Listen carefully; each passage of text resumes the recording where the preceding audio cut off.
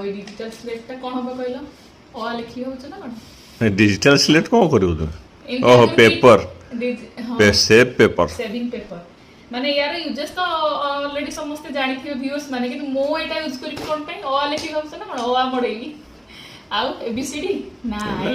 ଏଇଟା ହେଉଛି ଆକ୍ଚୁଆଲି ନା, ମୁଁ ଯେଉଁ ସବୁ କ୍ଲାसेସ୍ କରୁନି, ମ୍ୟାଥମେଟିକ୍ସ ସଲ୍ଭ କରୁଛି, କେମିଷ୍ଟ୍ରିର ସବୁ ପ୍ରୋବ୍ଲେମ୍, ଫିଜିକ୍ସର ଯେଉଁ ପ୍ରୋବ୍ଲେମ୍, ମୋତେ ବହୁତ ପେପର ଦରକାର ହେଉଛି, ବୁଝିଲ?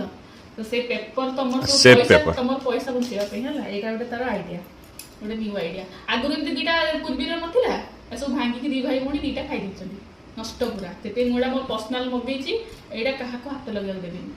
कौन प्रॉब्लम सॉल्व करियो एटे ଏଇଟା ସେ କେମିଷ୍ଟ୍ରି, ଫିଜିକ୍ସ ଆଉ ମ୍ୟାଥମେଟିକ୍ସର ଯାହା ମାନେ କଲା ପେପର କଲା। ବଞ୍ଚିବା ପାଇଁ। गोटे कल प्रॉब्लम सॉल्व କ'ଣ ପ୍ରୋବ୍ଲେମ୍ କରିବି ମୁଁ ଗୋଟେ କହିଦେଉଛି। क्वांटम्स लो करो quantums Planck's quantum theory hmm E is equal to hc/λ ହେଲା। ଏ ଦେଖ ଆକୁ ଏଇଟା ହେଉଛି ପ୍ଲାଙ୍କ୍ସ କ୍ୱାଣ୍ଟମ୍ ଥିଓରି। ମୁଁ ଆକୁ ଆପ୍ଲାଏ କରିକି ସବୁ ଫର୍ମୁଲା ଏଇଠି ସଲ୍ଭ କରିବି, ପୁଣି ଡିଲିଟ୍ ମାରିଦେବି, ଏମିତି ତମ ପେପର ବଞ୍ଚିବ ठीक ହେଲା। ତ ଆକ୍ଚୁଆଲି ପେପର ଖାତା ଗୁଡ଼ା ବହୁତ ହେଲା ବେଳକୁ କ'ଣ ନା, ମୁଁ ତ ପୁରା ଲୋଡ୍ ହେଇଯାଉଛି।